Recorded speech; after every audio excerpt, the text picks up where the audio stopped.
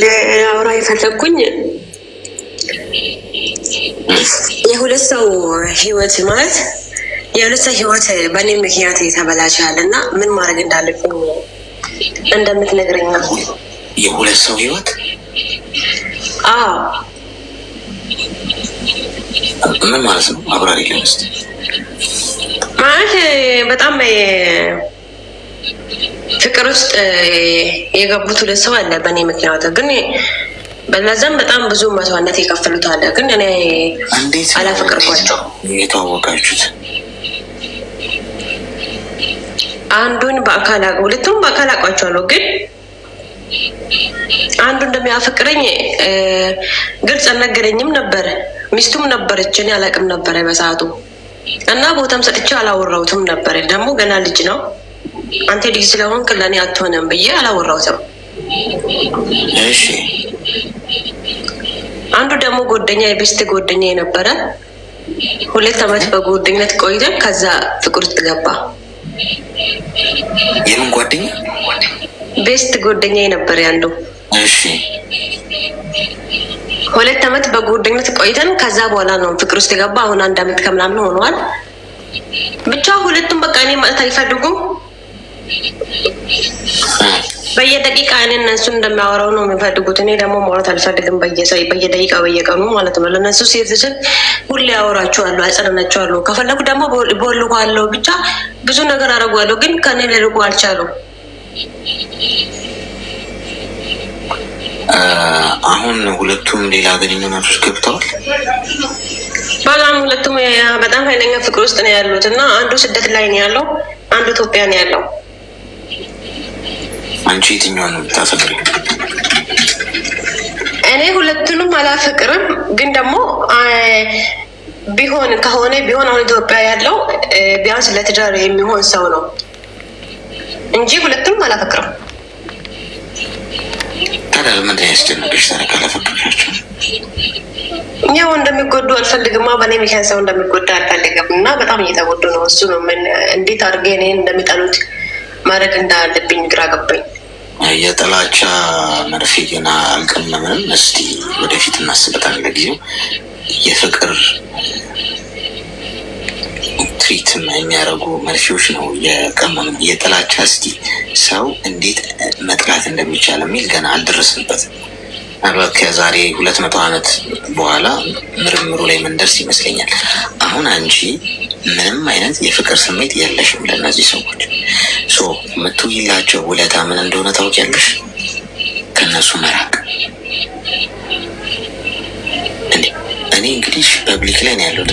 እዚህ ውስጥ ለምሳሌ እንደው የሆነች ሴት ፍቅር ያዘኝ ብትል ከኔ እና ብትጎዳ እኔ ሳላወራት ተስፋ ሳልሰጣት ህይወቷን ሳልነካከው ህይወቷ ውስጥ ሳልገባ በራሷ ወይ ብትጎዳ ተጠያቂ ሆናለሁ እንዴ? ራሴን ልቆጣጠር የምችለው አይደል? ሰውን ልቆጣጠር አልችልም። የሰውን አይምሮ ልቆጣጠር አልችልም። እኔ ግን ደውዬላት አውርቻት ህይወቷ ውስጥ ገብቼ ተስፋ ሰጥቻት እንደዚህ አይነት ነገሮች አድርጌ በርቃት ወይ ልቧን በሰብረው አዎ እኔ ጥፋት። ግን እኔ ህይወቷን ሳልነካ ሳልገባ ይቅርታ አልሆንሽም አልዋሽም፣ የራስሽን መንገድ ሞክሪ፣ እኔ አላፈቅርሽም፣ ፍቅር ከአንቺ አልያዘኝም ብዬ እውነቱን ነግሬያት፣ እሷ ግን ብትጎዳ ፈጣሪም አይጠይቀኝም። ገብቶሻል? የራሴን አይምሮን ኮንትሮል ላደርግ የምችለው። አንቺም እነዚህን ሰዎች አታፈቅሪያቸውም። ስለዚህ እኔ አላፈቅራችሁ፣ ይቅርታ፣ ይሄ ሁሉንም በየፊነቱ አላፈቅርም፣ የራሳችሁን መንገድ ህይወት ጀምሩ ብለሽ ስልክሽን ቀይረሽ አድራሻሽን ቀይረሽ ስራሽን መስራት። ከዛ ውጭ ነሱ ልክ አሌክስ እንደዛም ብዬችዋለሁ። ለሁለቱም እኮ አፈቅራችኋለሁ፣ እፈልጋችኋለሁ አላልኳቸው። እንደማልፈልጋችሁ እኮ ግልጽ አድርጌ ነግራቸዋለሁ፣ ለሁለቱም ማለት ነው።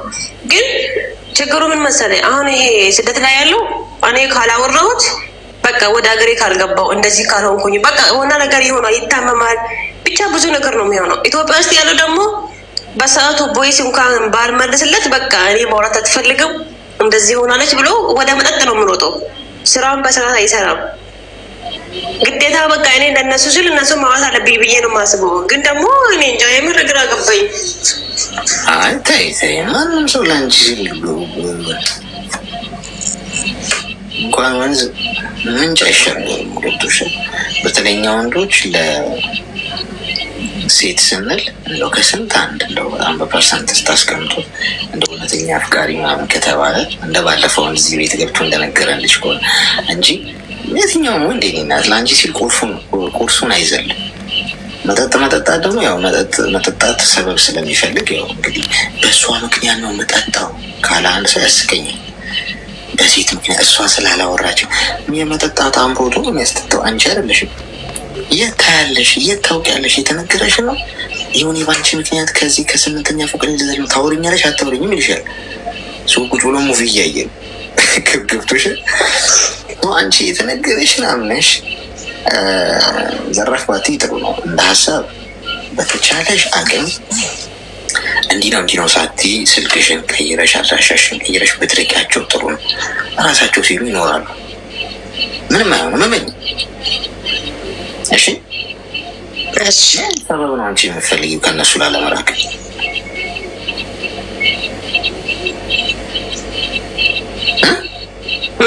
አልሰማሁም።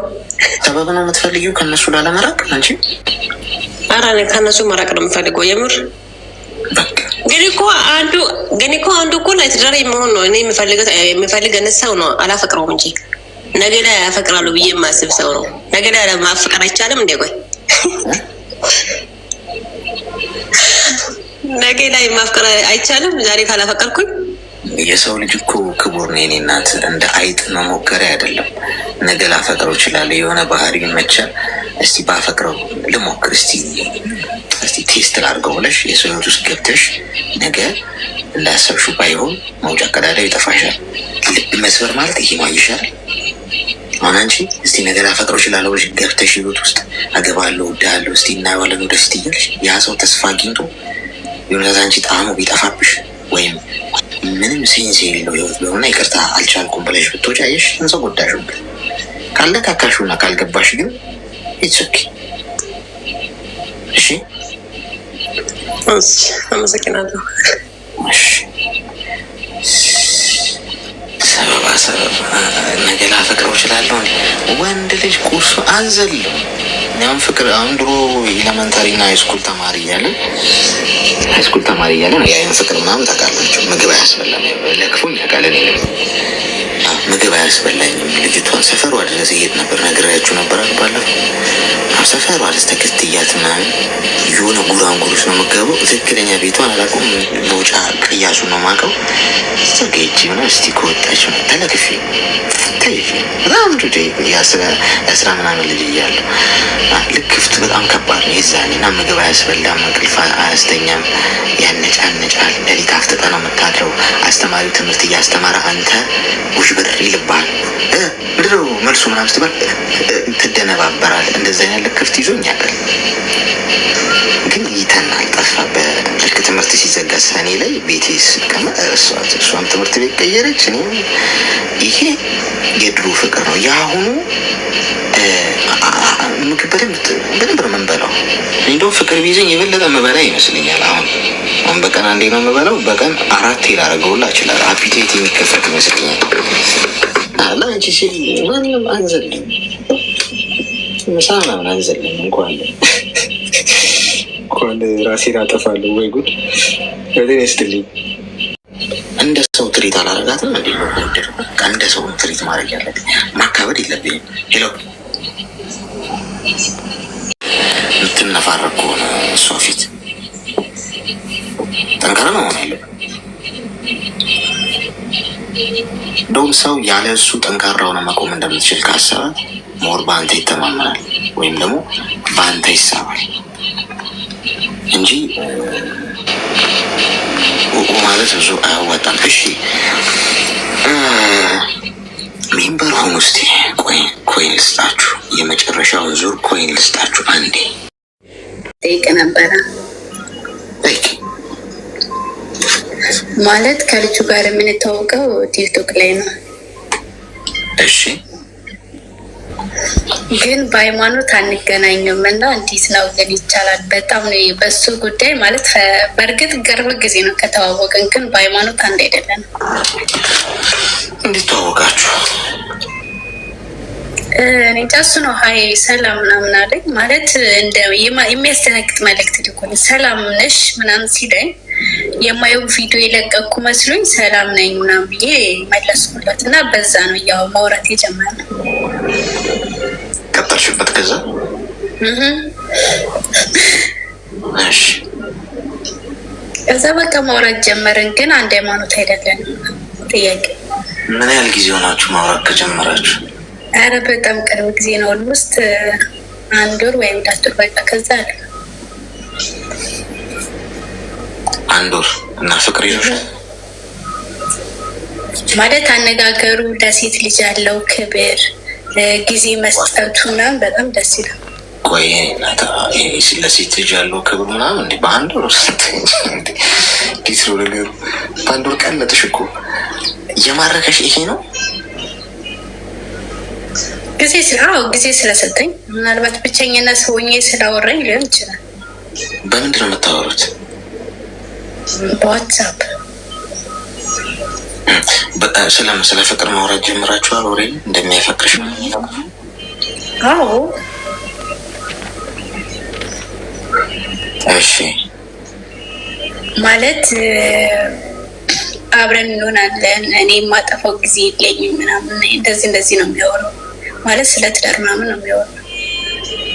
ስለ ትዳር ነው የምታወሩት? የሃይማኖቱ ጉዳይ እንዴት ነው ምናምን አለሽ? እኔ እንጃ፣ እሱ ችግር የለብኝም ነው የሚለው። እኔ ደግሞ ፈራቻ አለኝ። እሱ ችግር የለብኝም ማለት እሱ ኖርማል ነው፣ በእኔ ቤተሰብም እንደዚህ ሆነው የሚኖረው አሉ ነው የሚለው። እኔ ደግሞ በእኔ ቤተሰብ ስለሌለ በጣም ነው የምፈራ። ምንድን ነው የምትፈልጊው? እኔ ጀምር ላድርግልህ ወይስ ልቀጥልበት? በፍቅር እንዴት ነው? በጣም የምንሳፈፍ ነገር ውስጥ ነሽ? እንደዛ ሳይሆን ግን ወንድ ልጅ ስለ ትዳር የሚያወራው ልጅ በጣም ይማርከኛል። ቁም ነገረኛ ነው ብዬ አስባለሁ። እና እሱ ደግሞ የሚያወራው ስለ ትዳር፣ ስለ ወደፊት ህይወት ስለሆነ በጣም ደስ የሚል ሰው። እንደዚህ አይነት የሚያወራው ወንድ ልጅ ደስ ይላል። እና ይሄ እንዴት በህይወት ራሱ እንዴት መኖር እንዳለበት ማለት እንዴት ልበል፣ በቃ ሽማግሌ ልኩ እንደሚያውቀው እንደዚህ አይነት ስርዓት ያለኝ አይነት እንደዚህ ደስ ያለኝ ምን በሰው አልመሰልም፣ እንደሌሎች ወንድ አይደለሁም ምናምን ነው የሚለው። እና ስለ ትዳር የሚያወራ ወንድ ልጅ ደስ ይላል። ባይዘው ያ ይማርክ። እድሜሽ ምን ያህል ነው? 24 ማግባት ትፈልጊያለሽ? በዚህ ጊዜ አቅልሽ? ማለት ኮንትራቴን አልጨረስኩም፣ ግን እንደሚጠብቀኝ እዚህ አብረን ሆነን ከዛ ወደ ሀገራችን እንደምንገባ ሁሉም ነገር እንደምናሳካ ምናምን እናወራለን። እሺ፣ ሌላ ነገር አለ ከዚህ ውጪ? ሌላ ምንም የለም ከዚህ ውጪ። ሚዩት አድርጊና ማደንዘዣ ስጧት እስቲ። ቀደን መሰፋት አለባት። ቀዶ ጥገና ሰርጀሪ ክፍል አስገባት። ሚዩት አድርጊ። ስለ ትዳር ያወራ ሁሉ ወንድ በጣም ጥሩ፣ ታማኝ፣ አስተዋይ፣ ያወራውን ሁሉ የሚተገብር ቢሆንማ እንደ ብዙ ሰዎች ህይወት ባልተበላሸ ነበር። ሰይጣን ሲመጣ ሰይጣን ነኝ አይልም። እሺ እኔና እንደ ሀሳብ ልንገርሽ ብዬ ሰይጣን ነኝ እሺ እኔ አይልም። መልአክ ነው የሚመስለው። ሲጀመር ገጽታውም ሲጀመር አፈጣጠሩ መልአክ ነው የሚመስለው። እንደዛ ነው አጀማመሩ። ጥቅስ እየጠቀሰ እንደውም በደንብ እግዚአብሔር እኮ እንዲህ ይላል ሊልሽ ይችላል ራሱ ሰይጣን ማለት ነው። ከዛ አንቺ ሰይጣን እኮ ቢሆን ኖሮ እንዲህ አይልም ስለምትይ ትገንዣለሽ ማለት ነው መጨረሻ። ስለዚህ አንቺ አሁን የሃይማኖትን ጉዳይ ወደ ጎን እናድርገው። በመሰረቱ እንደው የሃይማኖት ነገር እንዴት እናድርገው ምናምን ማለት ያለባቸው የእውነተኛ ፍቅር ውስጥ እንደው ተይዘው ተጠምደው ያሉ ሰዎች ቢሆኑ የእውነት ንጹሕ ልብ ኖሯቸው ግን ፍቅር አሸንፏቸው የተፋቀሩ ሰዎች ቢሆኑ ኦኬ ፌር ለመሆን ትሞክራላችሁ ማለት አይቻልም። በሁሉም ሃይማኖት እንደዚህ አይነት ነገር ግን እንዴት ፊክስ እናድርገው የሚለው ነገር አስጨንቋችሁን የእውነት ልትይ ትችላለች። አሁን የእናንተ በአንድ ወር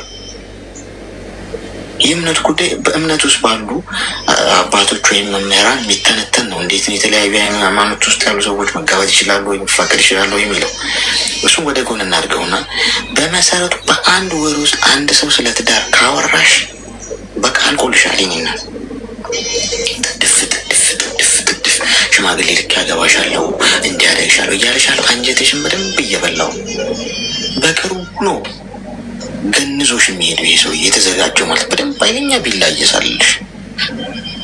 ምክንያቱም እኔ ንገረኝ ካልሽኝ ያሉ ግልጹን ንገረኝ ካልሽኝ አሁንም ወዳት ሴት ባገኝ ወይ ባፈቅራት ይህችን ሴት ወይ ብትመቸኝ እሷም ብመቻ ብንግባባ በአንድ ወር ስለ ትዳር ላውራት አልችልም። እመኝ እንዲህ ማስባለሁ። ያችን ሴት በአንድ ወር ውስጥ እንዴት ስላገባት ሞካሉ እንዴ ላውቃት አይገባም። ጊዜ ያስፈልገኝም። እኛ ማወቅ ስልሽ በማውራት ሳይሆን የፊዚካል አግኝቻ እሷን ማወቅ አለብኝ፣ ማየት አለብኝ፣ መነጋገር አለብን። ቁጭ ብለን በጠረጴዛ ዙሪያ ሀሳቦቻችን መሸራሸር አለባቸው። እሷን አግብቼ ልጆቼ እናት ትሆናለች አትሆንም ብዬ ለማሰብ አንድ ወር በጣም ትንሽ፣ አንድ ወር ያውም በሶሻል ሚዲያ ነው እያወራችሁ ያላችሁት እኮ ተይውና፣ ሌላው እንደው በአካል እንኳን ተገናኝታችሁ አውርታችሁ ቢሆን ኦኬ አገዢ ሀሳብ አግኝተው ነው ልንል እንችላለን። ገና በአካል ያላየሽው ሰውዬ ባለትዳርና የ9 ልጆች አባት ሊሆን የሚችል ግለሰብ ቢሆንስ እየታወቅልሽ። ስለዚህ እኔ እናት 24 ዓመትሽ ነው፣ በጣም ተመስጠሻል። እርግጥ ሴቶችን ጆሯችሁን የምታሙት አደገኛው ፓርት እሱ ፍሬን ያዥ ግድ የለሽ እና ቶሎ ቶሎ ቤት ነው ነገሩ። እኔ የእውነት እንደው እንደምነው መናገርሽ እኔ ችግር የለብኝም ከዚህ እንደወጣሽ ከእሱ ጋር ብትጀናጀኝ፣ ግን አይሆንም። በአንድ ወር ውስጥ ወንድ ልጅ አፈቅርሻለሁ ሊል አይችልም።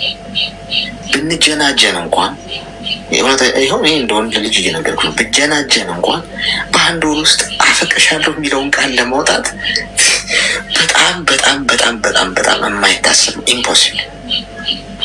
አንድ ወር የእግዚአብሔር ሰላምታ እንኳን ለመለዋወጥ በጣም ትንሽ ነው። ሰው አስቢበት። ተግባባን።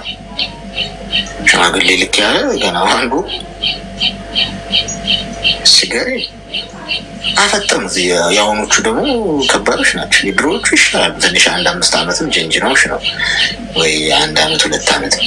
የአሁኖቹ ደግሞ ዙሩን አቀረቡት 15 ቀን ከዛ አንድ ወር። ተግባባን ማዳም?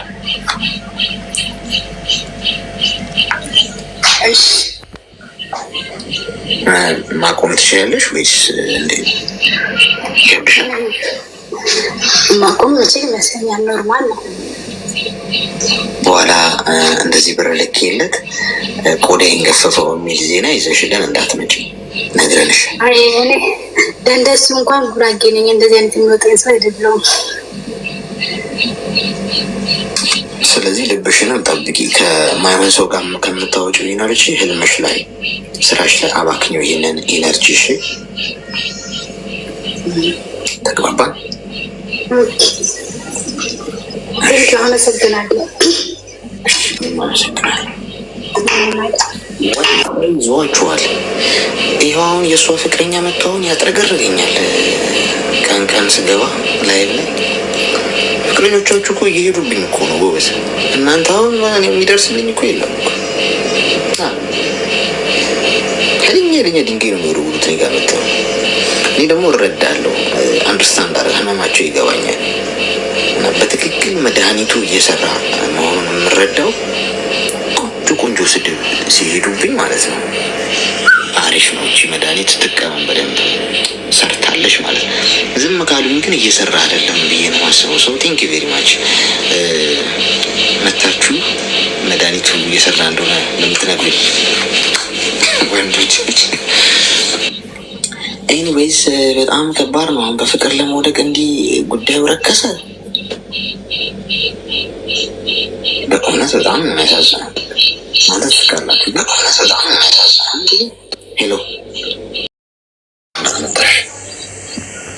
እንኳን ደህና ቆየኸኝ።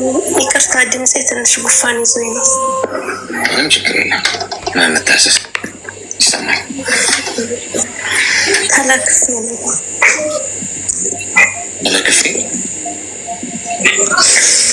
ልክፍት ይዞኝ ነው በጉፋኑ ላይ ያው ተጨማምሮብኝ ነው እና ምክር ያስፈልገኛል። ሕክምና ፈልጌ ነው።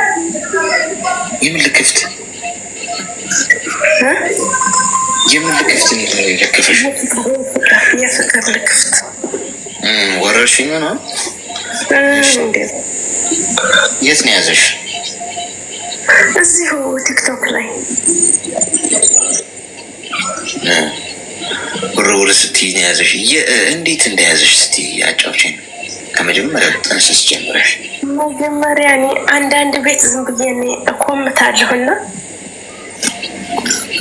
ከዛ በኮሜንት ነው እና የሆነ ሰው ቪዲዮ ምናምን ሲሰራ ከዛ ቪዲዮ ሰርቶ ቪዲዮ ላይ የሆነ ሀረካት አዩ ማለት የጠቀሳ ነገር በቃ ጠቀስከን ነው ምናምን ነገር ብዬ ኮመትኩ። ከዛ አዎ ምናምን ነገር ብሎ በውስጥ ሀይ አለኝ ማለት ነው። ከዛ ሀይ ሲለኝ ከዛ ሀይ አልኩት። ከዛ ያው በቃ አንዳንድ ሲባል ከቲክቶክ ወደ ኢሞ መጣ። ድምፄ ግን ይሰማል? አዎ ይሰማል። ትንሽ ጉፋን ስላፈነኝ ነው። ሀይ ስትይው ምን አለሽ? እሱ ራሱ ነው መጀመሪያ በውስጥ ሀይ አለኝ። ከዛ ቤት አልኩት። ሀረካት ደስ ይላል ስትይው ነው ሀይ ያለሽ? አሁን የሆነ ሀረካት ሲያሳይ እኔ በቃ ጠቀስከን ማለት ነው ምናምን ነገር ብዬ ኮመኩ። እኔ ኖርማል ኮሜንት ነው በር አገኘ ማለት ነው። እሺ ከዛ በስ አሁን አለና ከዛ በውስጥ ሀይ አለኝ። ያንን ኮሜንት ተወና ከዛ በውስጥ ሀይ ስንባባል በዛው ወደ ኢሞ ተረማመደ። ከዛ ኢሞ ላይ መጣና ስናወራ አንተ ደግሞ የለም ነበር አይደል? አንዱ በኮሜንት እየጻፍኩ ነበር። እንደውም በኮሜንት መታከም ፈልጌ ነበር። ያው እዚህ ጋር ትንሽ ማብራራት ይከብደኛል። ጊዜ ነው ልክፍቱ ያዘሽ? አሁን አንተ በጠፋህበት ጊዜ ነው።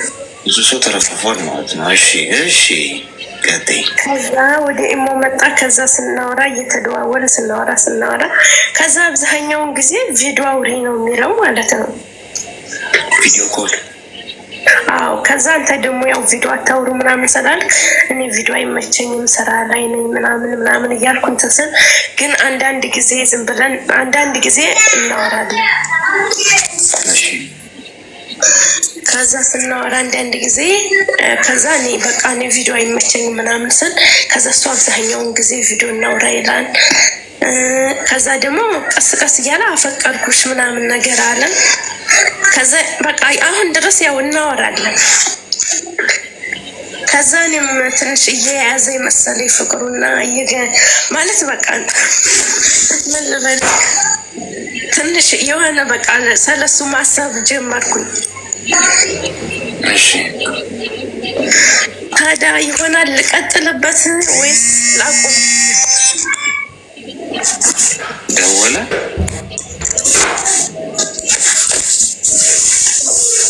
የደወለልሽ ነው? አንድ ጊዜ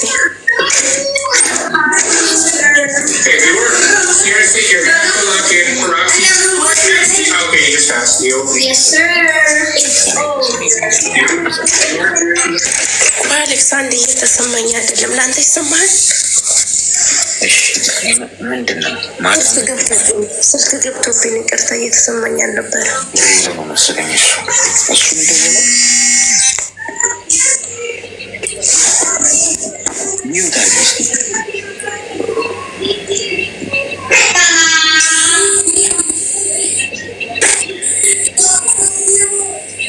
አሎ አላችሁ? ከአፍቃሪ ጋር ማውራት እኮ ከባድ ነው ጓዶች። ከአፍቃሪ ጋር ማውራት ከባድ ነው።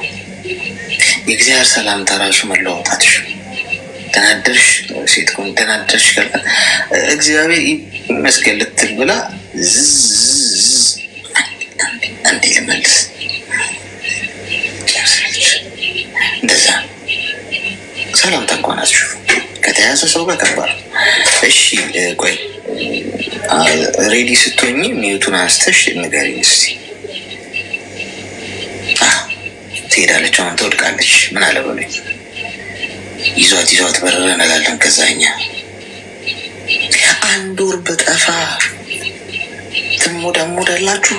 የጉድ ያለ እንዴ! ምንድን ነው? 2-3 ወር ባረገውማ በቃ እኔ ራሱ ልያዝ እችላለሁ። እኔ ራሱ ባለሁበት ወረርሽኝ ልክፍቱ እኔን ሁላ መጥቶ ሊይዘኝ ይችላል። በዚህ አካሄድ አለሽ እናት አለም ወይስ እንዴት ነው? ከሱ ጋር ጅንጀናው ቀጥሏል። ትስቃላችሁ አለ በጥርስ ይገባል። እያንዳንድሽ መስቁ ሰዎች በጥርሳችሁ ነው የሚገባ። እናንተ ነገ ተረኛ ናችሁ። ሀረካት ደስ ይላል ሲባል አንድ ሰው እንዴት ሀይ ይላል በውስጥ መስመር ጎድ። ይሄ ቆዳ ገፋፊ እኮ ነው። የሆነች ካደነቀችኝ የሆነች ልጅ በቃ ሀይ ማለት አይደለም ግዴታ ነው። ይጋው መታ ትመቸኛለህ፣ በጣም ምርጥ ሰው ነው ምናምን ሪስፔክት ምናምን ካለችኝ ሀይ ልላት ነው ወጥቼ ማለት ነው። እንደዛ ነው ግዴታ ነው። ሶዋት ሀይ ካልኳት በኋላ ምንድን ነው? ስላደነቅሽኝ አመሰግናለሁ፣ እንዴት ነው ቁጥርሽን ስጪኝና ኢሞ ላይ ብንሄድበት ይመስልሻል ነው? በቃ ሌላ ታሪክ የለም። እንዴት ነው በዚህ መንገድ እናንተ አክሴፕት የምታደርጉት? ያንን ሰው ጓደኛስ መሆን ከተባለ ማለት ኖርማል ጓደኛስ መሆን ከተቻለ እንደዚህ ነው እንደሚቆመው።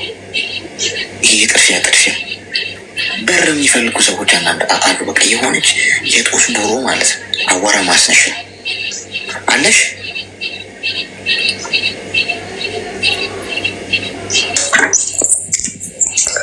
በጣም ስለታገሳችሁኝ አመሰግናለሁ። አይ አሁን እንኳን መዳም ናት፣ እሷ አይደለም መዳም ናት። ቦልኪ ወንድ ሀሳብ እዚህ የመጣ እንዳይረብሽን ሊያይሽ ስለሚችል ያው ቲክቶክ ላይ ስላለ እሱ ልበጥበጣት። አንዳንድ ፍቅረኞቻችሁ እየቦለካቸኋቸው ብትገቡ እንደ ሀሳብ ከዛ ታነሱላችኋላችሁ ወይ ደግሞ በዛው ይቀጥላል ብሎ እሱን መካከርበታል። ምንድን ነው የሚሰማሽ አሁን ስለሱ?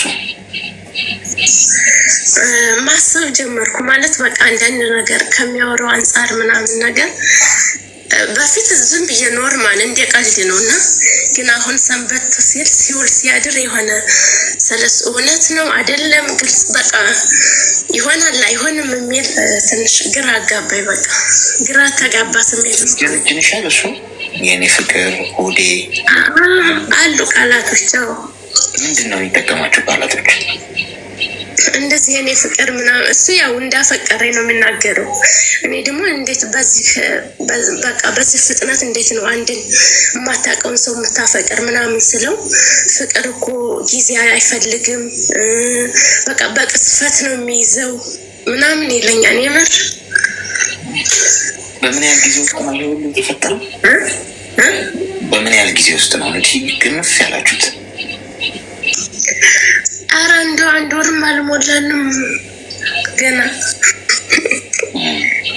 ቅርብ ጊዜ ነው። ግን እሱ በጣም እንዳፈቀረኝ ምናምን ነገር ነው እና እኔ ግን ያን ያክል በቃ ውስጤ እንትን አላለም። ግን በቃ አሁን ትንሽ ማሰብ ጀመርኩ ስለሱ እውነቱን ይሆን እንዴ ምናልባት የሚለው ነገር ማለት ነው። እና እድሜሽ ምን ያህል ነው? እድሜ 28 ሚዩት አድርጊ እስኪ ሚዩት አድርጊ። እንትን ቃሪያ በሚጥሚጣ ሰናፍጭ ያለበትን ዳጣም ምናምን ጨምርበታል ትንሽ ለብለብ እንዲያደርግ ማለት ነው። እንደ በላብ ይወጣልሻል። ከዛ እሱ ነው የምንወጋሽ። አንደኛ ምን መሰለሽ እኛ ወንዶች አናፈቅርም። እሺ አቁም ነው ማለት እግዚአብሔር ምስክሬ ይኸው መቼም እግዚአብሔር ምስክሬ ብዬ መቼም ዝም ብዬ በግምት እንደማላወራ ይግባሽ ብዬ ቀላል ነገር አይደለም የፈጣሪን ስም ዝም ብሎ መጥራት።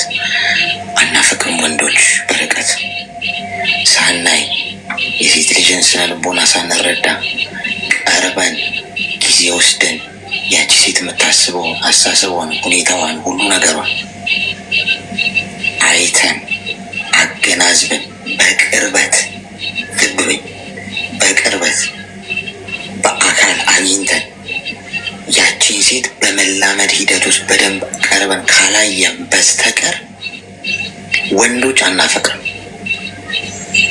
በቃ ይውጣ፣ ማንም ምንም አያመጣም። አናፈቅርም። ከዋሻው ስቀሉኝ፣ ይኸው አናፈቅርም። እንደምናፈቅር ግን ልናስመስል እንችላለን። በአንድ ወር አፈቀርኩሽ ምናምን ነው እያልሻለሁ። ሊያፈቅርሽ አይችልም። በቃ ነኝ ዝም ብለሽ ከዋሻዎች ነገር ወይ ደግሞ እኔ ያመለሽ ሀሰት ሆኖ ከተገኘ ወገሪ። አብዛኛዎቹ በርቀት አፈቀርኳችሁ ብሎ የሚጋጋጡት ወንዶች በሙሉ ውሸታም፣ ቅጥፈት። እውነቴን ነው። ይህን ያህል እርግጠኛ ሆኜ አላወራም፣ ዝም ብዬ። አብዛኛው ውሸታም። የማያፈቅራችሁን በመሰረቱ አፈቅራችኋለሁ አይላችሁም። በርቀት ጊዜ እንፈልጋለን እኛ ሴቶች በወሬ በማዳመጥ ጥሩ ትሪትመንት በመደረግ ምናምን በርቀትም ቢሆን በመላመድ ፍቅር ሊይዛት ይችላል። ወንዱ ትኩረት ነው የሚፈልገው። ገብቶሻል? አቴንሽን ነው የሚፈልገው። በአንቺ አቴንሽን እንዲሰጠው ሊጋጋጥ ይችላል። ልቤ ምቴ ምግብ አያስበላኝ ያለአንቺ አላድር ምናምን። ሌላውንም እንደዚህ ነው የሚለው። አንቺን የሚልሽን ቃላቶች በሙሉ ለ93 ሴቶች ብሎታል እያለው ነው አሁን ቲክቶክ ላይ እንዲህ ሲጣቀሱ አጠቃቀስ ያምራል ምናምን ሀረካት ኮመንት ላይ ምናምን ሲሉ ሀያለሻል 88,970 ሴቶችን ብሏል።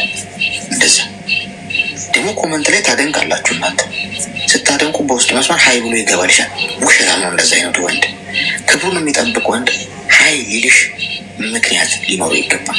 ወይ ስራ ባልደረባው መሆን አለብሽ፣ ወይ ለስራ ጉዳይ ፈልጎሽ፣ ወይ የሆነ ቁም ነገር ጉዳይ እንጂ በፍቅርም ጉዳይ ምናምን ላይሆን ይችላል። አለበለዚያ ምንም ምክንያት ከሌለው ሀይ ብለሽው አይመልስልሽ፣ ትታነቂያለሽ እንጂ። ስለዚህ አደብ ግዢና አርፈሽ ተቀመጭ። ቪዲዮ ኮል ደግሞ አታውሩ። ሴቶች የምታዳምጡኝ ከሆነ እዚህ ጋር የተገናኘ ነው ለመማማር ነው። እኔ ብዙ እውቀት ኖሮኛል፣ ከእናንተም ልማር ነው የምመጣው። ግን የሚገባኝ አንድ እርግጠኛ የምነግራችሁ ነገር ቪዲዮ ኮል አዎ እናውራ የሚላችሁ ወንድ ሊያርዳችሁ፣ ሊቀርጻችሁ፣ ቀርጾ ያስቀምጠውና ገንዘብ ማግኛ ያደርገዋል። የብዙ ሴቶች ህይወት ተበላሽቷል። ማንም አደባባይ አያወራውም። ይሄንም እንዲህ ተደርግ ያለው ብዙ ሴቶች የቁም እስረኛ ሆነዋል። በሰላሙ ጊዜ አፈቀርኩሽ ምናምን ሲብሉ ሲጋጋጥ የነበረ ወንድ ይሄ ላኪልኝ ይላታል፣ ትልክለታለች ስለማፈቅረው ብላ። ከዛ ና ቪዲዮ ይዞ ጨዋጫ ይጫወታል፣ ጻድቅ ይጫወታል። ማን ይጠረጥረዋል? እንዲህ ተደረግኩ ብላ ብትወጣ ያቺ ሴት አረ እሱ እንደዚህ አደረግም እሱ ምን ገዶት እንዲህ ስነ ስርዓቱ እግዚአብሔርም ይፈራል። ጠቅስ የሚጠቅስ በዛ ላይ ጨዋ ስሙን ሊያጠፉ ስሙን ልታጠፊ ነው ትባያለሽ ነው። አንቺ ላይ ይፈረዳል። ማስረጃ አምጪ ትባያለሽ። ምንድን ነው የራስሽን የራቆት ቪዲዮ ነው ማስረጃ የምታመጪው? ሰው ሲገላችሁ ማስረጃ ይዞ አይደለም። ይህን ነው ሰይጣን ሊያጠፋችሁ ሲመጣ መረጃና ማስረጃ ይዞ አይደለም። ወንጀለኛ መረጃና ማስረጃ ይዞ አያርዳችሁ። ከገደላችሁ በኋላ እናንተ ምንም ማስረጃና መረጃ አይኖራችሁ። ሰው ድንጋይ መረውረው እናንተ ላይ። ከዛ ይልቅ አርፎ መቀመጥ አደብ ገዝቶ የገዛ ስልኬ ነው ጠላት ያላችሁ ያሉት ሰዎች እውነታቸው ነው። ስልካችሁ ጠላታችሁ እንዳይሆን አርፋችሁ ቁጭ በሉ። ከተቀደማችሁ ጋይስ ማንም አይደርስላችሁ። ሁሉም ወዳለው ነው ገብቷችሁ፣ ሁሉም ሰው። ስለዚህ አርፈሽ ቁጭ በይ። ዋ ተግባባ።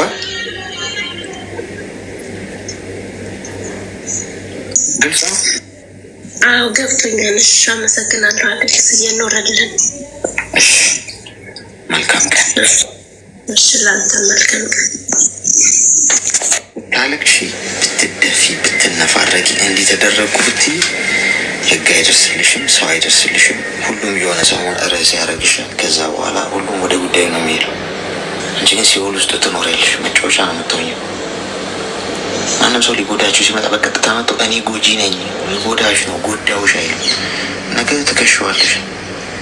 ስለዚህ ዳና እንዳይኖረው አድርጎ ነው ከስር ከስር እየገዘገዘ ራስሽን እንድታጠፊ የሚያደርግሽ። ገንዘብ ማመጣው ጣጣ የለም። ይህ ሁሉ እኮ ጋይስ ሰው ገንዘብን መውረዱ ጥቅም ነው። ይሄው ገንዘብን መውደድ ስታቆሙ፣ መውደድ ስላችሁ ይሄ መንገብገብ ስታቆሙ ለገንዘብ ሰውን አትጎዱም፣ ሰውን አታስለቅሱም፣ በሰው ሕይወት አትጫወቱም። በቃ አለቀ። የገንዘብ ጣጣ ነው ይሄው። ይህን ቪዲዮሽን የሚይዘው ሙዚየም ሊያስቀምጠው አይደል፣ ሊያርስብሽ ነው እንጂ ገንዘብ ወይ ሽጦት ገንዘብ ያገኛል ወይ አንቺ ሁሌ ገንዘብ ትሰጪዋለሽ። እንደዛ አካሄዱ። ጤና ይስጥልኝ። አይሰማም?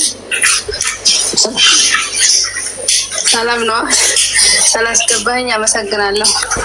እሺ አመሰግናለሁ። ብዙ ጨቅጭቄ በግድ ገባዋ።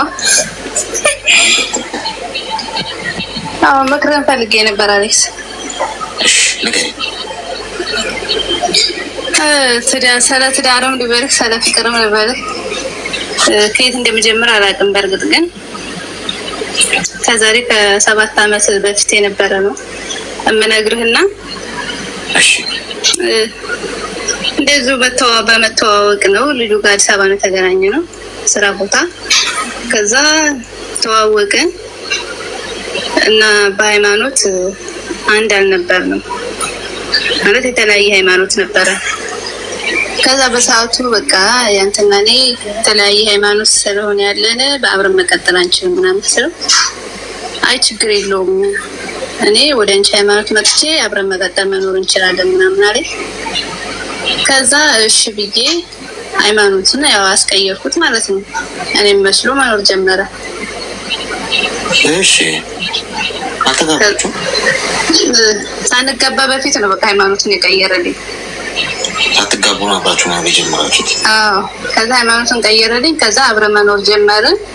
ከዛ ቤተሰብ አስተዋወቅን። ከዛም በኋላ ልጅ መጣ፣ ልጅ ወለድን። እዛው አዲስ አበባ እየኖርን ማለት ነው። ከዛ አዲስ አበባ ኑሮ ሲከብደን ወደ እኔ ቤተሰቦች ወደ ገጠር ሄድን። እዛም ወደ 3 ዓመት ኖርን። ከዛ ሁለታችንን በቃ ኑሮ ሲከብደን ወደ ስደት መረጥን እና ስደት ወጣን። ማለት እሱ ቀድሞ ወጣ፣ ከዛ እኔ ተከትዬ ወጣሁኝ። ከዛ ስደት ዓለም ላይ እየኖርን እያለ እሱ በስደት ላይ እያለ እኔ ሳላቅ ለካ ወደ ሃይማኖቱ ተመልሷል። ወደ መጀመሪያ ሃይማኖቱ ማለት ነው። ከዛ እኔ መጥቼ ሰው ሀገር ላይ ተገናኘን። በቃ እንደመጣሁም ጥሩ ነገር አልገጠመኝም ነበረ። ከዛ ስንገናኝ በቃ እሱ ወደ ራሱ ሃይማኖት ተመልሶ ሁሉ ነገር ተቀይሮ በቃ እኔም ድሮም አላመንኩበትም ነበረ። እኔ ምን እንደምልሽ አላውቅም እና ብሎ በቃ ወደ ራሱ ሃይማኖት ተቀይሮ አገኘሁት። ከዛ በቃ በሰዓቱ ተናደድኩ፣ አለቀስኩኝ። በቃ ራሴን ጠላሁ። ስደት ዓለም ላይ ጥሩ ነገር አልገጠመኝም ነበር። እሱ ነገር ተደራረበብኝ። አሁን እንዴት ብዬ ልራቀው? ያው በመሀላችን የ5 ዓመት ልጅ ያለችን በጣም እወደዋለሁ፣ እሱም ይወደኛል። ያው አሁንም ቢሆን አልፎ አልፎ እንገናኛለን። ግን እንዴት ብዬ ነው ከዚህ ሰው የምርቀው? በቃ ማለት ያው ከዚህ በኋላ አብረን መቀጠልም አንችልም። የተለያየ ሃይማኖት ኖረን እሱም ወደ ሃይማኖት ተመልሶ እንዴት ብዬ ልራቀው? እስኪ ምከረኝ። የት ነው ያለሽው? እኔ ዱባይ ነው ያለሁት። እሺ አሁን ታወራላችሁ? አዎ እናወራለን፣ እንገናኛለን። በቃ ልርቀው ወስኜ ሳበቃ በቃ ከተገናኘን በኋላ በቃ መልሼ እሱ ስር እገኛለሁ። በቃ ከዚህ በኋላ እሱ ጋር ምን እሰራለሁ ብዬ በቃ ራሴ ከወሰንኩ በኋላ ስንገናኝ በቃ አብረንም ብዙ ነገር እናሳልፋለን። በቃ ምንኛ ነው ብዬ በቃ ራሴን ጠይቀዋለሁ፣ ራሴን እጠላለሁ። ከዛም በኋላ ያስጠላኛል፣ እኔ ራሴን እጠላለሁ። ገባ? ምን እየሰራሁ ነው? ምንኛ ነው? በቃ እንዴት ነው ከሱ መራቅ የምችለው እላለሁ። ገባ? እድሜሽ ምን ያህል? እድሜ 28። ሚዩት አድርጊ እስኪ። እሺ አንደኛ ነገር እምነት ወይም መንፈሳዊ ህይወት እቃቃ ጨዋታ አይደለም። ምድር ላይ ያለን ገንዘብ፣ ንብረት፣ ሀብት፣ ዝና ለምንሄደው ነገር ጊዜያዊ ገብቶሻል? የትኛው ይሄ አሁን ሚዩት አድርጊ። ሚስ ማድረግ ትችላለሽ? እኔ የመጀመሪያ ጊዜ ነው ገስት ስገባ፣ ምን አስችልም። እያልሽ እንዳትሰሚ ነው። አልተረጋግተሽ ስልክሽን አስቀምጪና በትኩረት እንድታዳምጪ ነው። አንደኛ ሰው መንፈሳዊ የሆነ ህይወቱን ከሸጠ አሁን ለአንቺ ላወቀሽ ሰው ብሎ የትኛውም እምነት ተከታዩን ችግር የለብኝ። በሚያምንበት እምነት ግን ቀልድ የለም። ገብቶሻል? ሰው እኮ ነገ ጥየው የሚሄደው ሀብት ንብረቴን፣ ገንዘቤን፣ ሁሉ ነገር ትቼ የሚሄደው ወደ ፈጣሪ ነው ብሎ የሚያምንበት የሚከተለው እምነት ያንን አምኖበት እስከቀጠለ ድረስ በተራ ትናንትና ሆዴ አንጀቴ ኩላሊቴ በሚል በተዋወቀው ሰው ምክንያት ሃይማኖቴን ቀይራለሁ ካለ ጫፍ ላይ ነው ያለው ማለት ነው። ፈጣሪውን እየካደ ነው ያለው። ፈጣሪውን ለመካድ ኢዚ የሆነለት ሰው በቀላሉ በትንሽ ጊዜ ትውውቅ እቀይራለሁ ችግር የለብኝም ያለች ሰው እንዲህ ነው አንቺን የማይክደው። አንቺን አሽቀንጥሮ ነው የሚጥልሽ። የጊዜ ጉዳይ ገብቶሽ። ስለዚህ ይሄ እንደ ፔንዱለም ባዩ አንቺ ጋር መጣ፣ ሃይማኖቱን ቀየረ፣ ከዛ መልሶ ወደ ሃይማኖቱ ተመለሰ፣ ከዛ እንደዚህ አቋም የሌለው አቅጣጫ የሌለው ወደ ነፈሰበት በሙቀቱ ልክ ሄዶ የሚንቀሳቀስ ሰው አይሆንሽ። ሁለተኛ በጣም ቀይ መስመሩ ያላገባሽው ወንድ ጋር አብረሽ መኖር የለብሽም። ቴሌቪዥኑ ያምራል፣ ሶፋው ያምራል፣ አልጋው ያምራል። መታረጃሽ ነኝ እናት፣ ነገ የምትታረጅበት ነው እንጂ የአሁን ውበትሽ ምናምን ላቆልጳጵስሽ ይችላል። ተሸክሞሽ ሊገባ ሊወጣ አዝሎሽ ምናምን ሊንቀሳቀስ ይችላል። የትንሽ ጊዜ ሙቀት ቀን ቀንም በተካ ቁጥር ህጋዊ ትዳር ከሌለሽ ከዛ ሰው ጋር አንቺን በርቅጫ አፍንጫሽን ብላ ያስወጣሽና ሌላ ሴት ያስገባበታል። ምን ያግደዋል? ቤተሰቦችሽ አያግዱት። ለምን የሚለው ሰው የለም። ለምን አያውቁትማ። የት ያሳየሻቸውን ወግ ማድረግ ነው። የት ሽማግሌ ልኮ ያገባሽ? ምን አግብቷቸው ጣልቃ ይገባሉ? አጋድሞ ቢያርድሽ ማንም ሰው ተባራ ሊለው አይችልም። ለምን? አንቺ ነሽ ቤቱ ሰተት ብለሽ ሄድሽ። ይቀየራል። የዛሬ ማቆለባበስ ይለወጣል። ነገ አይኖርም። ስለዚህ ያንን ማድረግሽ ስህተት፣ ሁለት ጥፋት ነው ያጠፋሽው። ሰው ከስህተቱ ግን ይማራል። እየፈረድኩብሽ አይደለም፣ ስህተትሽን እንድታውቂው። ይሄ ስህተት ኦኬ እንዲህ ከሆነ ብለሽ ኔክስት አትደግሚው፣ ትጠነቀቂያለሽ ማለት ነው። እንዴት ልራቀሽ ከያዝሽ ማለት ነው። ሰው ሀገር አይደል ያለሽው። አንደኛ እንዴት እንደምትርቂ ልንገርሽ፣ እንዴት እንደምታቆሚ በፕሮሰስ ከዛሬ ጀምረሽ ስልክ ቁጥርሽን ቀይሪ፣ አዲስ ሲም ካርድ አውጪ፣ ከአዳዲስ ሰዎች ጋር ብቻ አውሪ እና ከቤተሰብሽ ጋር። በስራ አብዛኛው ሰዓትሽን ቢዚ ሁኚ። ስልክሽ ላይ እሱን የሚያስታውሱሽን ነገሮች በሙሉ አጠፋፊ። ፎቶዎች፣ ጽሁፎች፣ ምኖች ትውስታ የሚችሉብሽ ይበጣበጠዋል። ስለዚህ አክሽን ውስጥ ሁኚ። ሁልጊዜ ስራ ላይ ስራ እንኳን ባይኖርሽ ከጓደኞችሽ ጋር ሁኚ፣ አውሪ፣ ሳቂ፣ ተጫውጪ፣ የምሽ፣ ከዛ ተኚ፣ እንደገና ስትነሽ። እንደዚህ አይነት ሰርኩሌሽን ስትሆኚ በወር ውስጥ አዲስ ልማድ ለምደሽ ምን ሆኜ ነው እንደዚህ የቀዠበርኩት የዞረብኝ ብለሽ ራስሽን ትታዘቢዋለሽ። ፋይልሽን ትነኪውና ፎቶሽን፣ ከዛ ከሚመጣ ልጅ ዝርዝር ሁለተኛ ላይ ያለው ማይክራፎን የሚለውን ነኪው። ሚዩቱ ይነስ። አዎ እንደነገርኩ ደግሞ ልጅም አለችን በመሀል 5 ዓመት ልጅ ማለት ነው። በእሷ ምክንያት እንገናኛለን፣ እናወራለን። ያው ልጄ እናቴ ጋር ነው ያለችው። በእርግጥ ይኸውልሽ አሁን ልጁ ነው እንጂ የእሱ አንቺ እሱ አይደለሽ። ይህን እወቂ እሺ። ልጁን ይህ አገኝ ችግር የለም። አንቺ ግን የእሱ አለ አግባባ። እሺ አሌክስ፣ እሺ አመሰግናለሁ። እሺ አሌክስ፣ ዋጡት እስቲ ኪኒውን የምንሰጣችሁ። አንዳንዶቻችሁ ወስዳችሁ ሼልፍ ላይ ነው የምታስቀምጡት፣ ወይ ቁም ሳጥን ውስጥ ትቆልፉበታላችሁ የሚዋጣውን ኪኒን። ምንድን ነው ደሞ አፉፋ ነው?